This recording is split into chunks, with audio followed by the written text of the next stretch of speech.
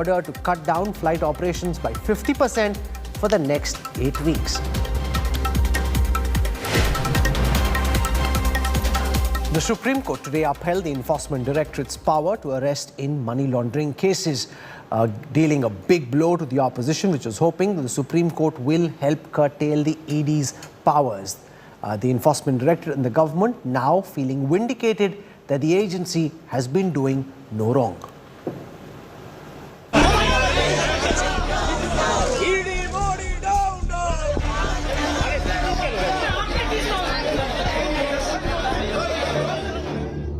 An agency in the spotlight.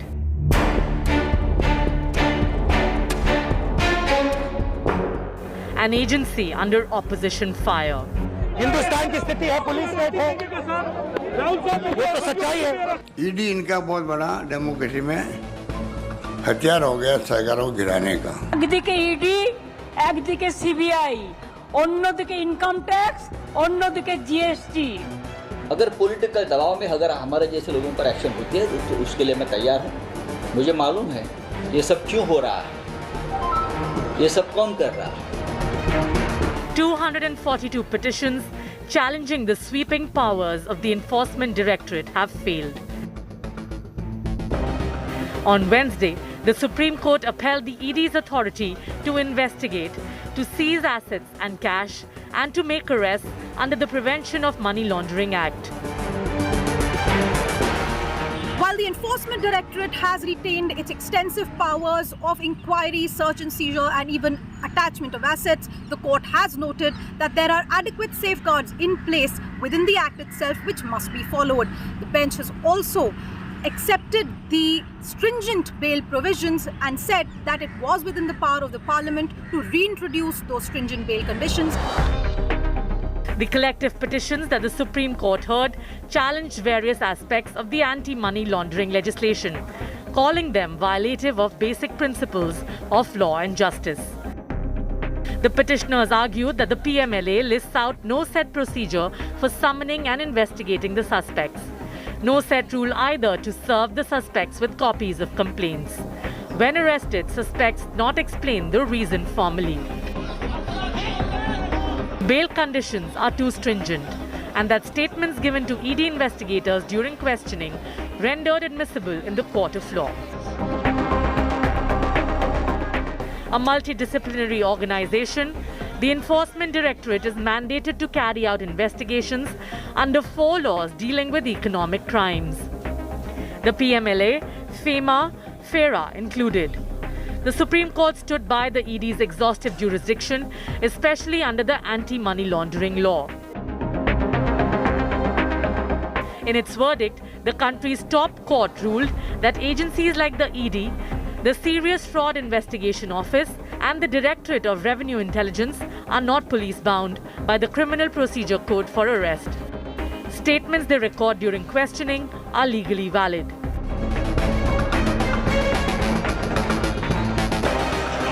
And that it's not mandatory to provide the suspects with copies of complaints.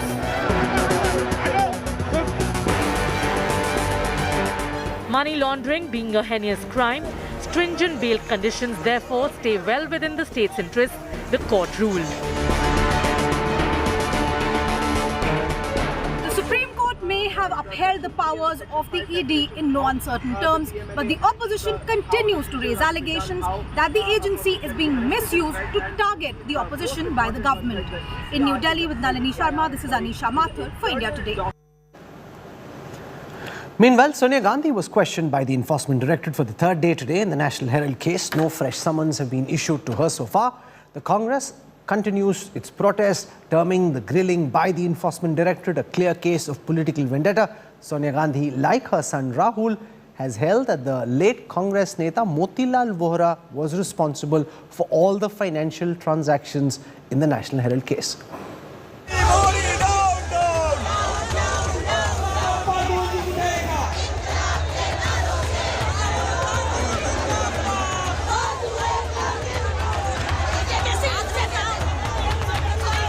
From Sadak to Sansad, Congress on the war path.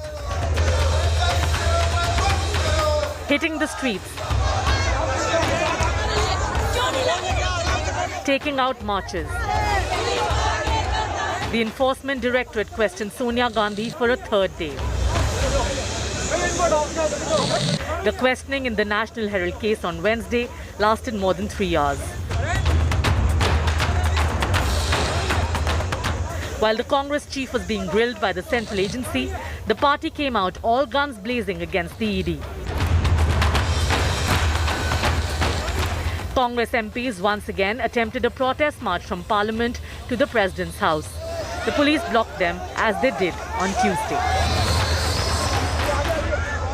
इस case में कुछ भी नहीं है और उसमें कोई misuse नहीं है और कानून के तहत कोई अपराध भी नहीं है, लेकिन पर्पसली इंटेंशनली कांग्रेस प्रेसिडेंट को एक हरासमेंट करने के लिए, कांग्रेस को एक डिमोरलाइज करने के लिए एक उनको बताना है कि हमने सोनिया गांधी जी जैसे नेताओं को भी बुलाया है।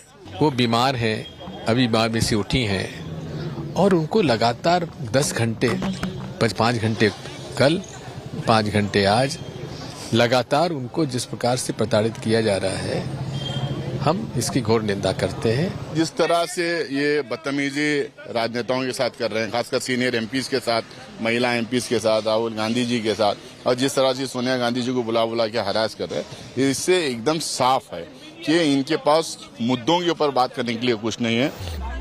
India Today has exclusively accessed Sonia Gandhi's replies to the Enforcement Directorate. According to sources, Sonia said late Motilal Vora handled all finance-related matters. Sonia said Vora was then the treasurer of the All India Congress Committee, Associated Journals Limited and Young Indian Private Limited. Sources say Rahul had given the same answers. Sonia Gandhi was also asked about any personal benefits she gained from Young Indian. Sources say Sonia Gandhi told the central agency that Young Indian Private Limited is a firm registered under Section 25 of the Companies Act, which means that no person can take personal benefit. The same answer was given by Rahul Gandhi when he was grilled by the ED.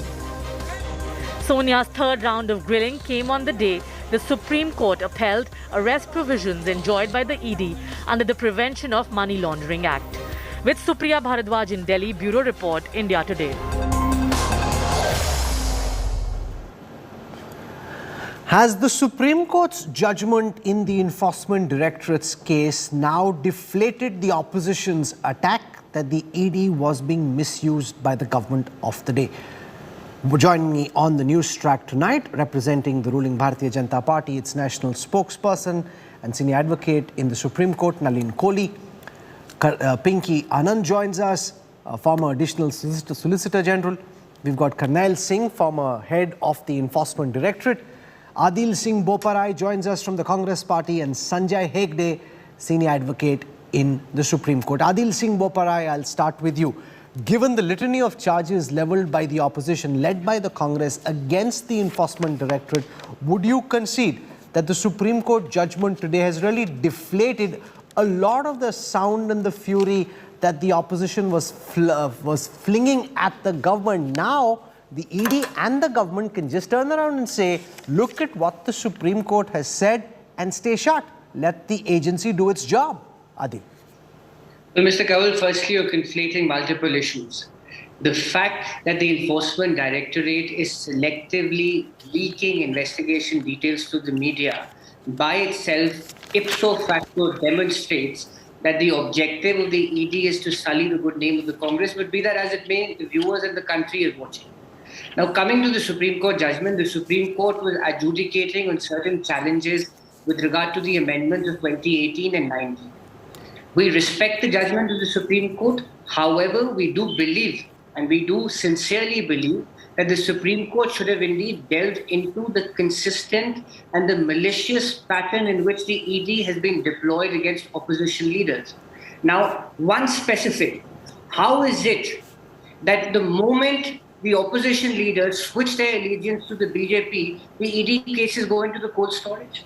How is it that the ED is only used against opposition leaders? Now, we have statistics, and I happen to see your Twitter feed. You have put out statistics that there's been a meteoric rise in the use of ED and the registration of the cases. But what is the conviction rate? The conviction rate is a dismal 23 cases since 2002. So what does this demonstrate? The ED has become a tool in the hands of the BJP to silence its critics and its dissenters. Now, coming to the Supreme Court judgment, there are several issues. It's a 545-page judgment. We respect the judgment.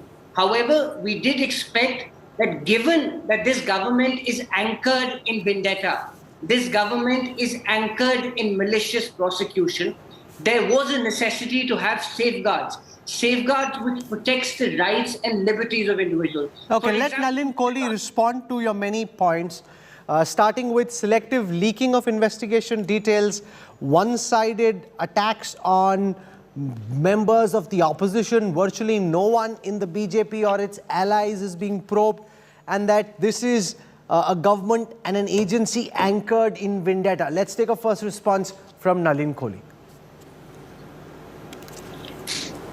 I'll answer that later. I'd first like to point out that we have a judgment by a 3-judge bench on a batch of almost 240 cases.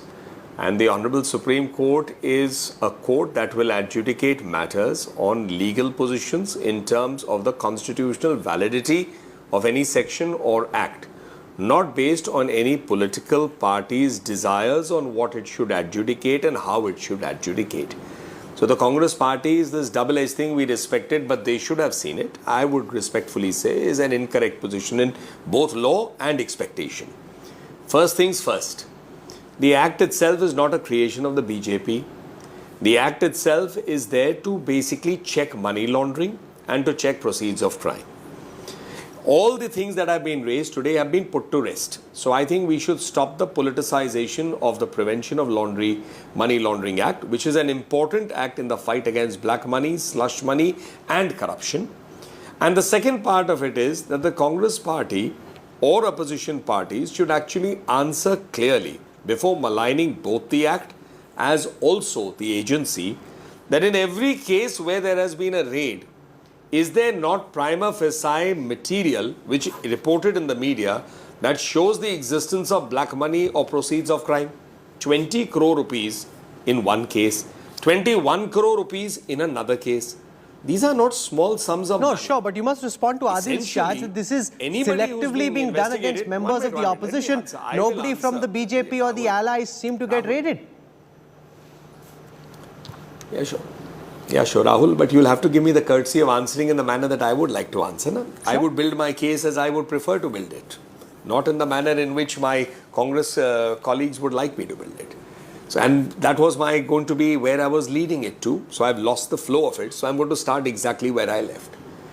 That each one of those cases shows the existence of a proceed of crime or at least unexplained large quantities of cash. Unexplained huge quantities. Now the fundamental is people in public office, in this case several opposition leaders, with limited means as per their own income tax records, if they have inexplicable things, the answer cannot be a sort of a perverse expectation of Article 14. That, oh, till you don't rate somebody in the BJP, till then you can't be saying that these are correct. These are correct in their own right. They should be complemented. You have a problem. B has a problem, C has a problem, go file a private complaint. Who has stopped you to take evidence and go and file a private complaint in the court? Are the courts all under section 200 of the CRPC? Are the courts and the judges in the pocket of the BJP? Number two, let's come to the Sonia Gandhi case which has been raised. In all these years, the 10 years that this case has been there prior to the Narendra Modi government coming, what answer have they given to the fact that a political party is funding a company? I mean, our political party is to act as banks, and then this whole funding should lead to the takeover of that company by an entity owned by the Gandhi family. Okay, so let me put that question to Sanjay Hegde. This is to do with your response on private citizens or anybody from the opposition filing a complaint. If you think that anybody in the BJP or in the government, Sanjay Hegde, is corrupt, you think the ED is not doing its job properly, Nalin Kohli challenges you to file a complaint in the SCO in any court and act on that complaint like Subramaniam Swamy did so often, virtually forcing the agency into a particular direction, even though at that time the agency didn't want to go? What's stopping members of the opposition and members of civil society who think the BJP or members of the BJP are corrupt from going and filing a private complaint? Well, Rahul, firstly, please do not compare me to Subramanian Swamy. That I don't know whether it is a scheduled offense or not. But be that as it may, I am not concerned with the politics of it. I am concerned with the constitutional questions which the Supreme Court has answered today and upheld several parts of this of the act itself. Somebody just now spoke about that 20 crore which was recovered in one case. Just let me illustrate for the benefit of your viewers what happened. The lady was somebody called Arpita Mukherjee. Now just let's assume that you or I happen to buy a property from Arpita Mukherjee 2-3 days before this thing came about. The ED would then say that these are proceeds of crime. Go on to attach that property. I would not have even a remedy of filing an appeal because the PMLA appellate tribunals are not yet constituted. Most of them are unmanned.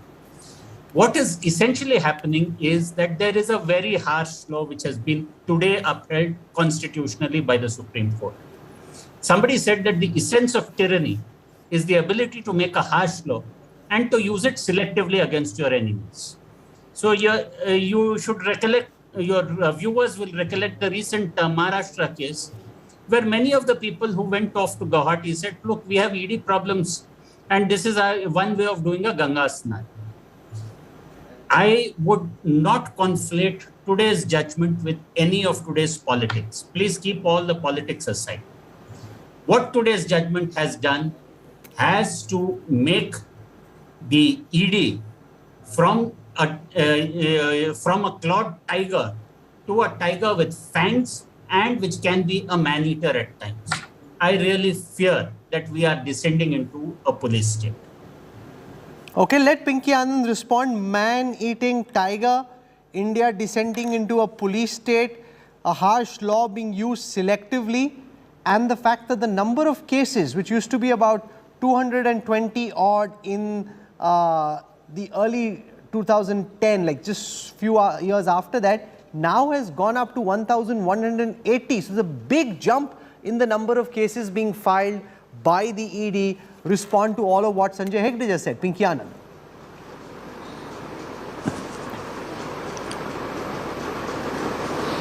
Pinky Anand? Give me a moment as I try and fix that connection with Pinky Anand. And let me in the meanwhile put that question to Karnail Singh. As a former director of the Enforcement Directorate, your response to the charge that ED could become a man-eating tiger, that India is becoming a police state, that a harsh law is being used selectively. How do you respond to what the likes of Sanjay Hegde are saying? See, the first we have to understand why internationally money laundering is considered to be the offense which has to be dealt with. See, I'll give you an example. Suppose the two persons are going to do business. One with the proceeds of crime and one without the proceeds of crime. One has a white money. The person with the proceeds of crime, his intention is only to conceal the origin of the money he has obtained. So what he is ready to business at par or with the loss also, because his purpose is different. The person with the actual money, the white money, when he does the business, he certainly needs certain profit out of it. Otherwise, nobody will do the business. But when the products of both goes into the market, who wins? The person with the bad money wins. And therefore, it is not the people who are doing money laundering. They are getting benefited. By the process, what you are doing is the people who are good citizens of the country, they are going to be losing in their business activities. I can cite many examples, but it will take a lot of time. Why the money laundering is considered to be one of the most heinous offense against the society. It is not the offense against the individual, it is against the society, it is against the nation. And therefore, stringent laws are required to deal with it. The people are indulging in corruption, taking away the huge government money and putting into their businesses and corrupt practices. And this money is not going to the public for their benefit. And therefore, these people have to be dealt properly. What Supreme Court has done is it has 555 pages judgment, and they have examined each and every aspect of the legislation.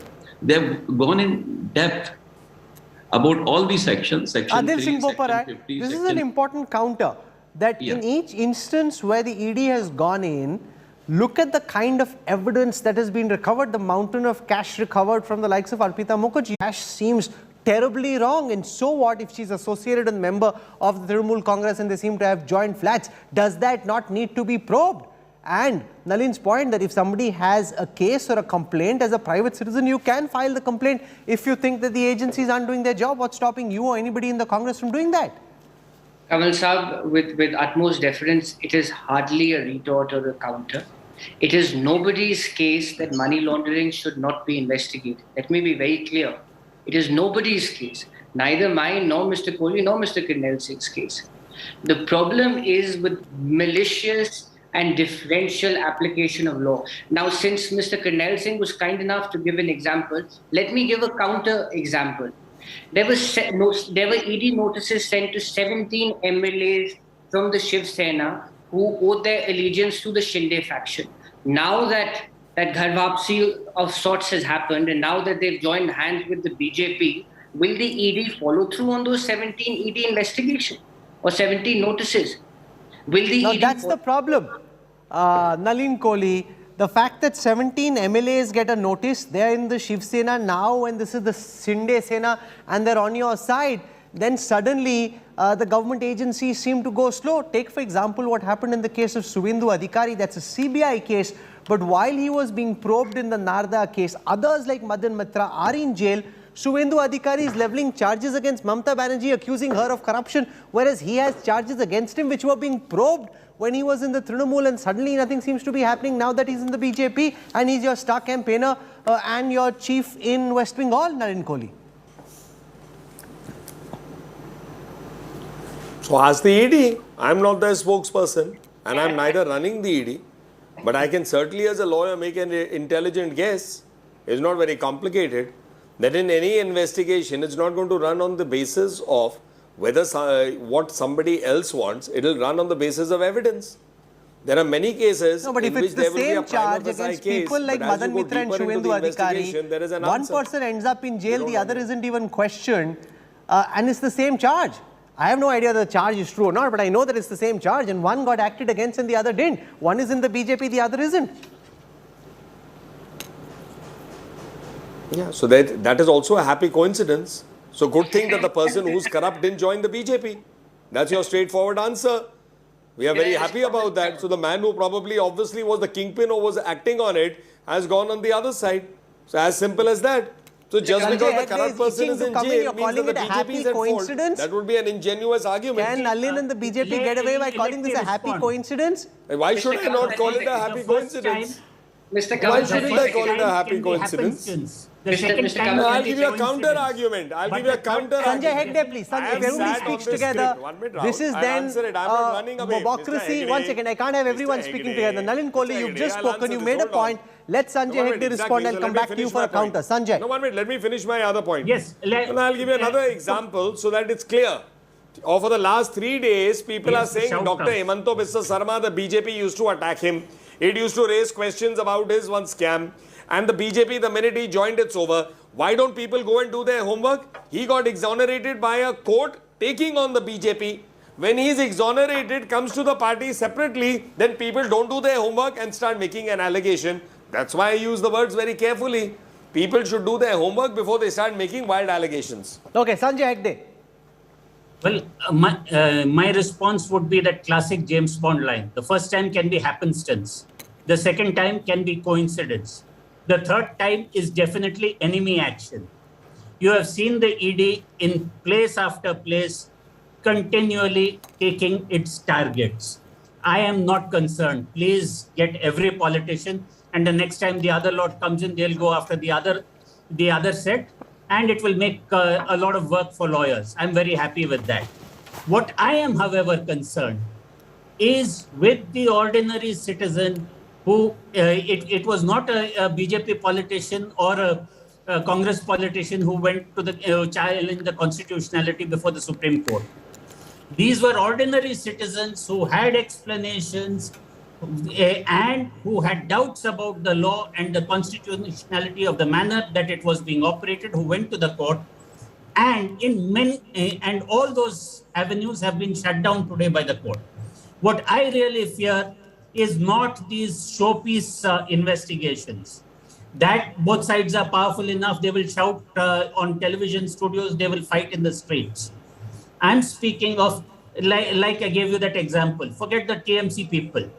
If somebody had bought a property from one of them, unknowingly, somebody who's taken a bank loan, but yet that property could be considered the fruits of crime, that would also be stuck in the investigation. There would be an attachment and there would not really be any effective legal recourse. So what will that lead to? That will lead to not only that the top men in the ED have a field day when it comes to politicians, but people lower down. Let Pinky Anand respond to your charge that these are sweeping powers which can be misused not just in high-profile cases, Pinky Anand, but in not so high-profile cases as well, and the charge that the agency is more active against members of the opposition and completely inactive against those who are in the BJP? Rahul, I think these kind of wide arguments that are made or propositions that are made challenging, let us say, an act which has been made to prevent something which is a heinous crime, something which affects the country, something which is illicit in its nature, and to say that it is used one way or the other, or that it is wide, I mean, all laws that take into account drastic activities, such as, I would include terrorism, such as security, such as the proceeds of PMLA, etc., are normally utilized towards fairly ill-gotten kind of situations. So the whole question here is of tracing, putting to rest, recovering back, and ensuring that the money doesn't go into the wrong hands. And for this purpose, if you have an act, and you are today judging, and there is a judgment on that, basically which holds that it is constitutional, I mean, the anxiety that people seem to have will always be there. You'll always find similar objections against any of the laws that relate to anti-terrorism, that relate to anti-drugs, that relates to other provisions of similar nature. So therefore, these kind of apprehensions cannot be allayed. What is the argument always made? This is too draconian, it is too wide sweeping, it can be misutilized. Of course, law can always be misutilized. But does that mean you don't have a law? Does that mean you don't recover the ill-gotten gains? Does that mean you don't attach in pursuance of law simply because somebody is unknowingly bought it, as Sanjay was saying? Somebody unknowingly buys a property, doesn't know it is tainted. It is tainted. It has to be attached. It has to be confiscated. Action has to be taken. The question of what are the consequences from illegality, you can't allow that to prevail further. Somewhere down the line, there has to be a balancing act, and that is what ultimately has been considered in the judgment. No, but according to data put out by the government in the Section 3, Parliament, Section 45 bail. But Pinky Anand, according to government data in Parliament, overall the ED has filed 992 prosecution complaints, resulting so far in the conviction of 23 accused people under the Prevention of Money Laundering Act. The opposition says, look at the conviction rates. Are many of these cases fishing expeditions against the accused? How do you respond to the charge by the opposition? Rahul, do you know what the conviction rate in the country is vis-a-vis general crime? Is it much higher than 20%? So simply because we keep bringing out these figures, what happens to the conviction and what happens to the process of law is something that we need to sweep out of the carpet and to take action on that. Not to say because there are fewer convictions under PMLA as it stands, though frankly it's no comparison, any comparison to CRPC and other normal offences would show that there is a general problem in this respect of conviction. But the question is not only conviction, the question is of taking action during the pendency of illegal action. The question is of attaching the property. The question is of confiscating the property. Acquittal and convictions by themselves are a different basis altogether. Let me put that same question to Karnal Singh. You've been in the ED and you would be best placed to answer this question. A total of 3,985 cases. out of those prosecution complaints in 992 cases, convictions only against 23 accused under the Prevention of Money Laundering Act. You've also been in the special cell. We've looked at normal policing. Why is it that the conviction rate is so low? Is it, Pinky Anand makes the point that it's low per se, but this seems a very particularly low percentage. Rahul, let me explain you one thing. What is conviction rate? Conviction rate is based on number of cases decided. And out of those decided cases, in how many cases the persons have been convicted and in how many cases persons have been acquitted. Now, the 23 cases have been decided of the ED. So you have to find out in how many cases of 23 the persons have been convicted. And I have calculated it. The conviction rate in ED is almost touching to the 90%. How? It's 2.3%. If I take 23 as a percentage of 992, it's 2.3%. No, you don't take conviction rate on the basis of number of cases are being tried. You take conviction rate on the basis of number of cases decided. So if that way you will go, so many cases are pending in the courts of the other types of crime, they don't come under the conviction rate. So no, I don't understand. What's the difference? If a total of 3,985 cases have been filed, there are prosecution complaints in 992 cases, conviction is 23, that's 2.3%. That is not conviction rate. Conviction rate is based on number of cases decided, not number of cases being tried. Number of cases decided are just 23. Sanjay Hegde, now I've heard this from senior officers in the ED at current as well. They're saying, and Pinky Anand alludes to that point, look at conviction rate per se. A, you're calculating it wrong. You can't divide. You have to divide on the basis of number of cases decided, not on the basis of overall number of cases. And B, conviction rate per se in India is low, and that is true for all laws. Well, let's put it this way. If you have had only 23 cases decided in the last 8 or 10 years, then what exactly has the Enforcement Directorate been doing about it? See, and conviction, please sir, let me complete. And conviction rate is based ultimately upon the number of prosecutions launched. How many convictions did you get? Now, if you want to keep shifting the goalposts, it's neither here nor there. My point against this law is not only the overbroadness when it comes to attachment of property, it is also the ability to just arrest anyone. The Supreme Court has today upheld several provisions which are not applicable even in normal law and not even with regard to the Drugs Act. Even in the NDPS, some of these provisions have been struck down. But today, to get over that, the government made an amendment and the amendment has been upheld today by this court.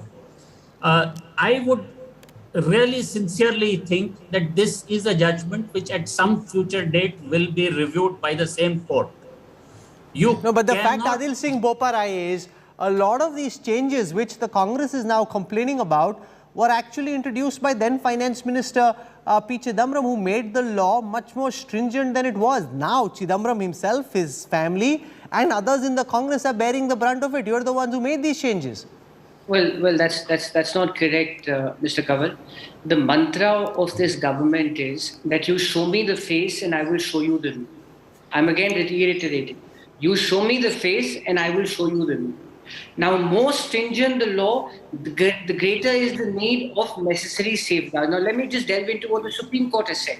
Now, under the PMLA, you have something called the Appellate Authority, which is a judicial body which is manned by former judges and which overlooks confiscation, investigation, seizure, etc. Now, since September 2019, please put this question to Mr. Kanwal, to Mr. Kohli. Since September 2019, this body is redundant. It is defunct. There has to be some judicial overview. There's no judge appointed there. And number two, let me. The problem today is malicious and misuse of agencies. And it's very convenient for the BJP to say that, well, this is a happy coincidence. I am sorry. Was it a happy coincidence even in Mukul Roy's case? Was it a happy coincidence even in the multiple cases which we're hearing from Karnataka?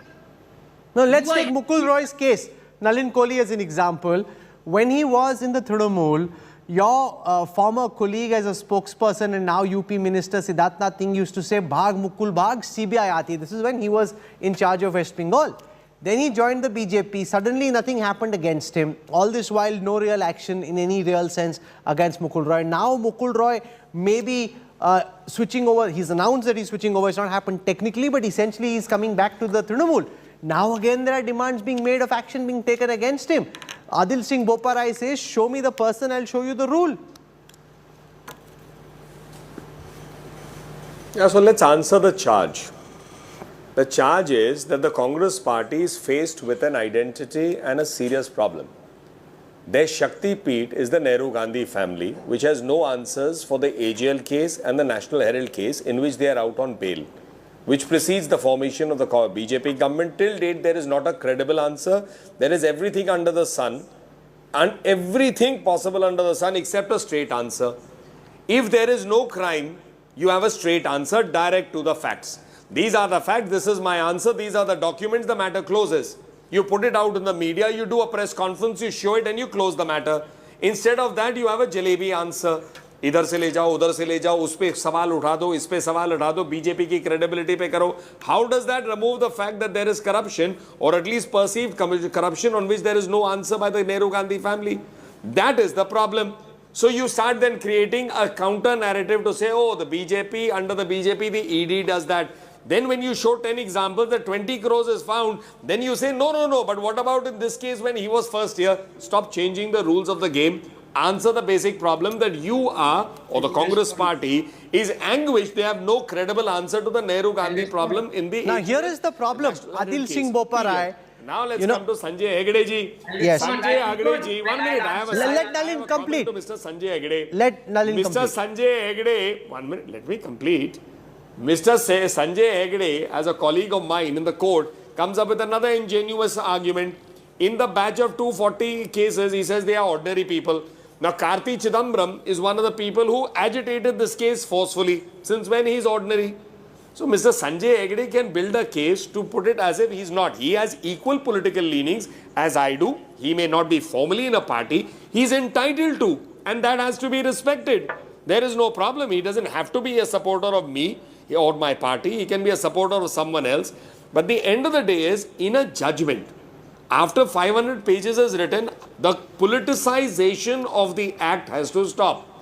You have a problem. There are remedies under the act, outside the act, before the court.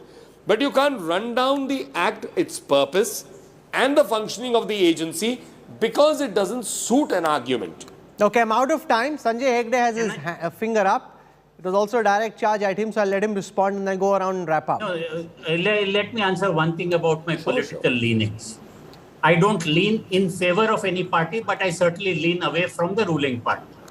That's the extent of my politics. But that's irrelevant to the question of whether this harsh law is constitutional or not. I say that even in the NDPS, there are similar provisions have been struck down. But now with regard to money laundering, the Supreme Court has upheld it. I think there is a logic error.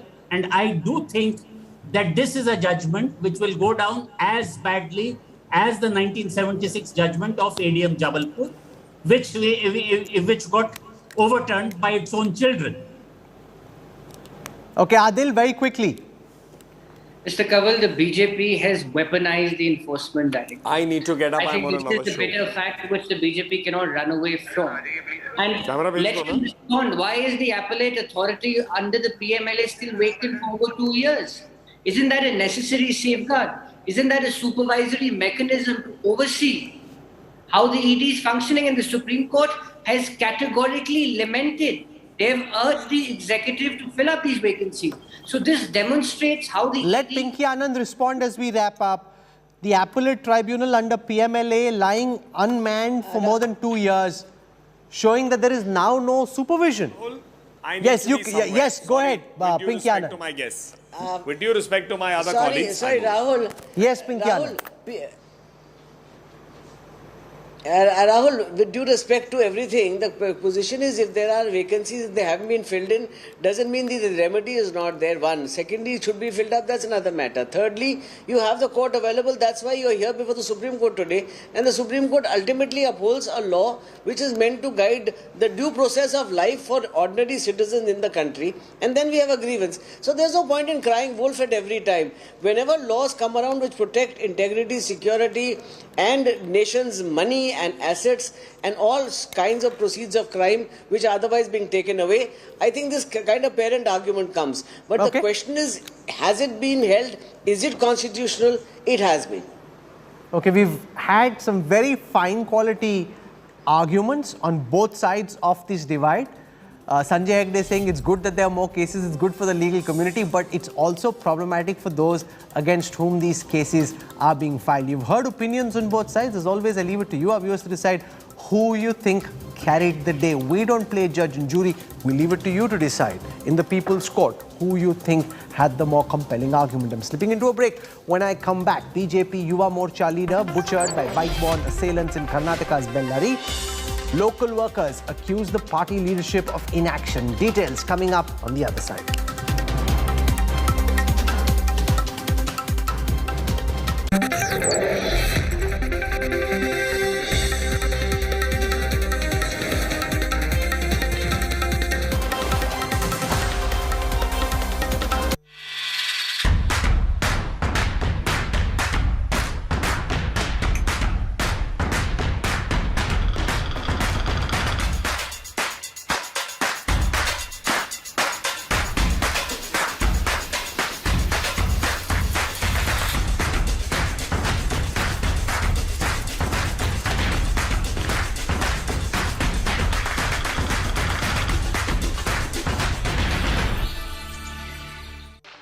Sports का premiere league ESPL है। ESPL registration has been finished. रुको पापा, 1 minute. बेटा या तो mobile में game खेल ले या टीवी देख ले, ये सब नहीं चलेगा। पापा ये चलेगा नहीं, दौड़ेगा।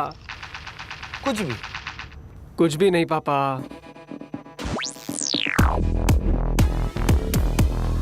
असली ESPL तो अब शुरू हो रहा है। 16 टीम्स, सारे टॉप प्लेयर्स, 1 करोड़ का price pool, big stadium, grand ESPL, और ऐसा कि इंडियन स्पोर्ट्स में कभी हुआ ही नहीं। ESPL is back. Are you guys ready?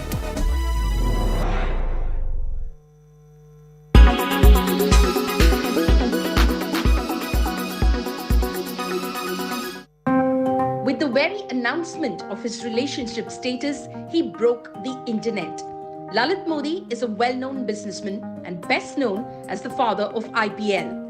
But you know all about his relationship status? We are here to tell you about his lavish lifestyle.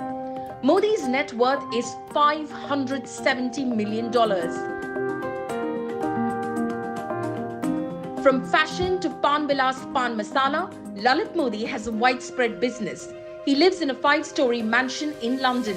It is spread over 7,000 square feet. It has 14 rooms and has a built-in elevator. His mansion has 7 bathrooms, 2 kitchens, and 4 reception rooms. Lalit Modi owns some of the most expensive cars in the world. Many he gifted to his son. He drives a Ferrari 488 Pista Spider. He owns BMW series cars, McLaren and Bentley Muslin Speed. Well, if you had a chance to scroll his Instagram, you'd find that he's very fond of cars. Lalit Modi's grandfather had businesses across many sectors, and that has helped Lalit inherit much of his wealth and business. His family business is worth 1,200 crore rupees. The business is now spread across agro, specialty and performance chemicals, pan masala, tobacco, fashion, retail and much more. Lalit Modi married Meenal in 1991. She died of cancer in 2018. He has 2 children, Ruchir and Alia Modi. He met Meenal during his college days in the USA. Currently, as per his Instagram post, he is dating actress and former Miss Universe Sushmita Sen. The post was quite the talk of town. The business tycoon has not made any comments since the post. Tonight at 9 p.m. on the news today with me, Rajdeep Sardesai. 24 opposition MPs and counting have been suspended from this session of Parliament for disrupting proceedings. Are relations between the government and the opposition reaching the point of no return in Parliament? Among my guests tonight, the Parliamentary Affairs Minister, Prahlad Joshi.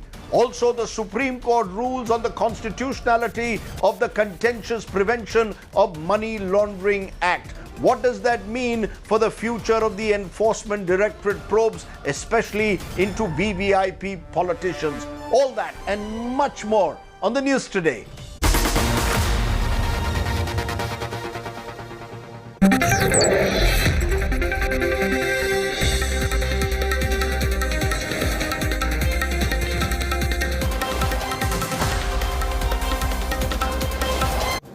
You're on board the Newstrack. There's anger and outrage after a BJP Yuva Morcha worker, Praveen Kumar, was hacked to death in Karnataka's Bellary district.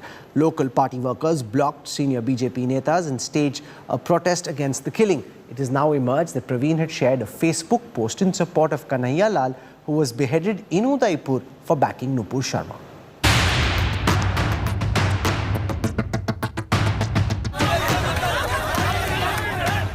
Another suspected hate crime murder in Karnataka. Massive anger. Violent protests. Karnataka's Dakshin Kannada district simmering. Praveen was hacked to death on Tuesday, days after backing Kanhaiya Lal, who was beheaded by Islamists in Udaipur on June the 28th for supporting Nupur Sharma.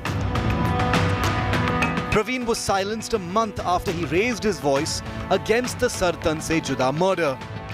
But is there any real link? By posting this image as a mark of protest against the beheading of Kanhaiya Lal by Islamist radicals, did Praveen paint a target on himself? Amidst massive unrest, anger and protests by saffron groups alleging the role of Islamist group Popular Front of India, his bereaved and inconsolable father lamented the loss of the sole breadwinner of the family.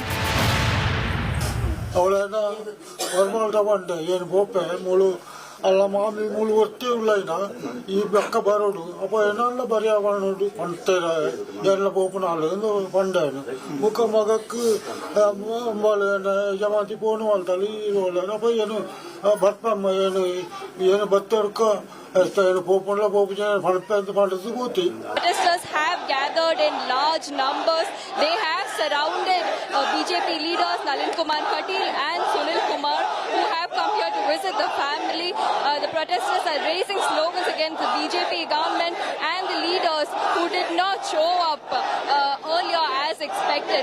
Now earlier the family members and Praveen's relatives were also angry that the BJP leaders and the local MLAs did not visit them earlier at their hospital.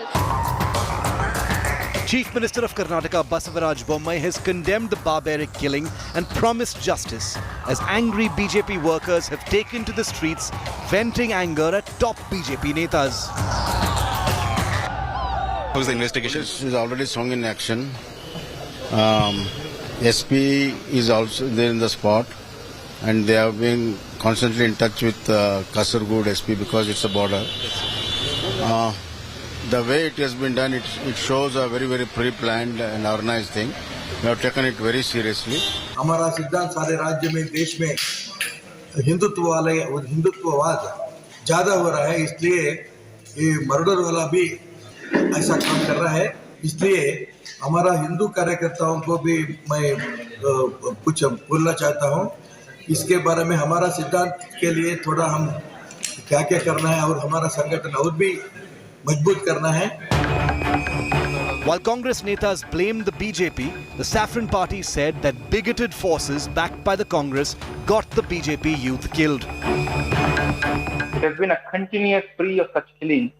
It is 30 and this is 31, number 31.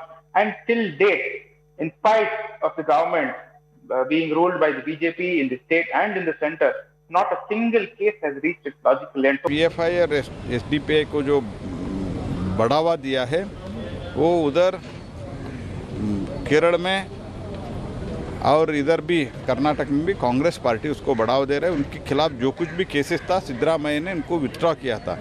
इनको एक तरह से encouragement मिल रहे हैं। ಪುತ್ತೂರು ಮತ್ತು ಸುಳ್ಯ ತಾಲೂಕನ್ನು ಎಲ್ಲ ಬಂಧುಗಳು ಸ್ವಯಂ ಪ್ರೇರಿತರಾಗಿ ಬಂದ್ ಮಾಡಿ ನಮ್ಮ ಸಮಾಜದ ನೋವನ್ನು ವ್ಯಕ್ತಪಡಿಸಬೇಕು ಮತ್ತು ಇದಕ್ಕೆ ಯಾರು ಇವತ್ತು ಇಲಾಖೆಗಳಿಗೆ ಇದರ ಹಿಂದೆ ಈ ರೀತಿ ಹತ್ಯೆ ಮಾಡತಕ್ಕಂತ ಇವತ್ತು ಈ ಕೊಲೆಯನ್ನು ನೋಡಿದಾಗ ವ್ಯವಸ್ಥಿತವಾಗಿ ಒಂದು ಪ್ರೊಫೆಷನಲ್ ಕಿಲ್ಲರ್ಸ್ ಹತ್ಯೆ ಮಾಡಿರತಕ್ಕಂತದ್ದು ನಾವು ಕಂಡಿರ್ತೇವೆ.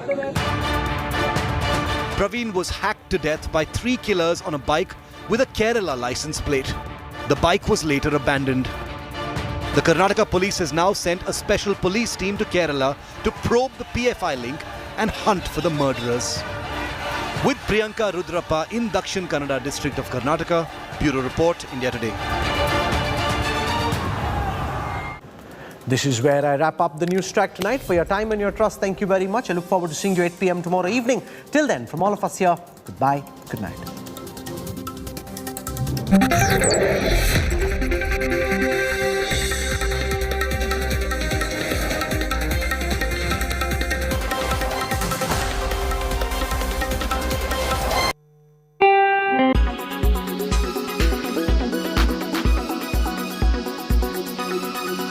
Now, ever since the World Health Organization has declared monkeypox disease as a public health emergency of concern, another issue that the WHO has focused on is how it is spreading in communities where men have sex with men. That's right.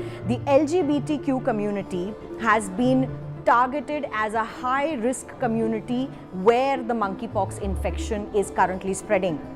But is the LGBTQ community responsible for the spread of this virus? No. In fact, experts say that sexual contact happens to be one of the ways through which monkeypox can spread through bodily fluids, but it is a contagious disease, so it can spread via touching. If a person comes in close contact with someone who has contacted the virus, if a person touches skin lesions or scabs of someone who has been infected with monkeypox, in dirty linen and bed sheets, and also the healthcare workers who are actually taking care of such patients across the world. Any person who has skin is naturally at the risk of getting the infection, because skin to skin contact, where the active skin lesions are the mode through which the infection spreads predominantly. Ever since the outbreak happened in African countries where it is an endemic, monkeypox has not spread as far and wide. But like it happened in the United Kingdom, 2 men were found to be infected with the first cases of monkeypox being reported in the month of May this year. After that, the WHO has said that more than 16,000 cases are being seen across. India also has about 4 cases. Another case has also come to light of monkeypox. But there's no travel history of a recent person who has tested positive. As we said, that sexual contact happens to be one of the ways through which monkeypox can spread, but it can also spread through touching and very close contact with the lesions and scabs on someone's body. Although it is found in men who have sex with men as the highest risk group, it's not limited only to them. The problem is that the stigma associated with gays, lesbians and bisexuals is very high. If someone from this community contracts this disease, they most likely will not come out and speak about it, because experts say that it is an indirect disclosure of their sexual identity, which is why many will remain unreported, as is happening.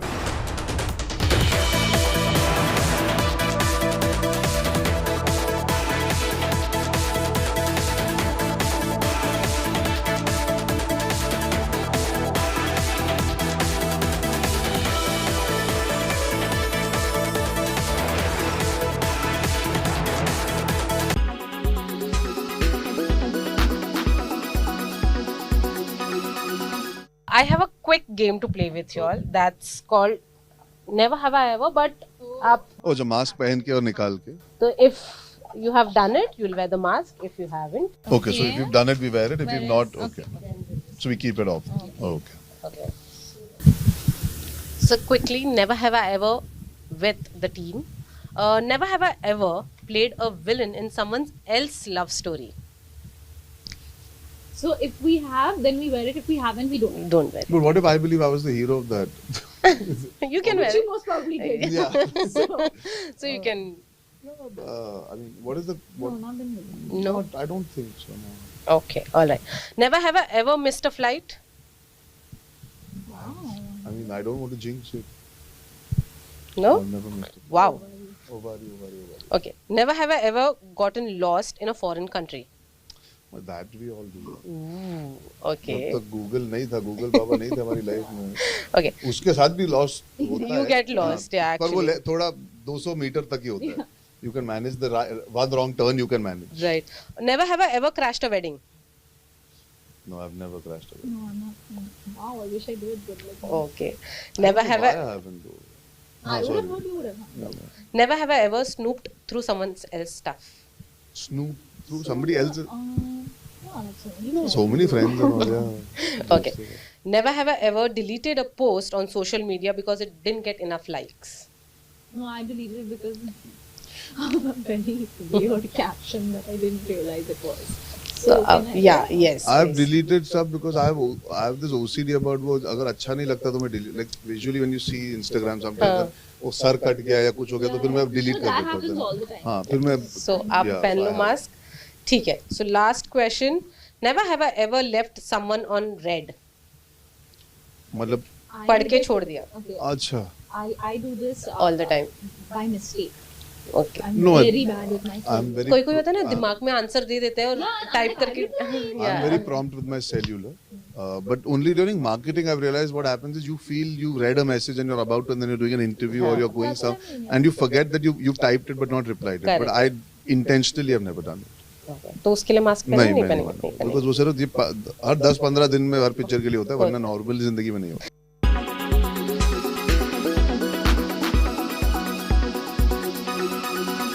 Make your media plan smarter with India Today Live TV on your connected devices. You are watching India Today. Tonight at 9 p.m. on the news today with me, Rajdeep Sardesai. 24 opposition MPs and counting have been suspended from this session of Parliament for disrupting proceedings.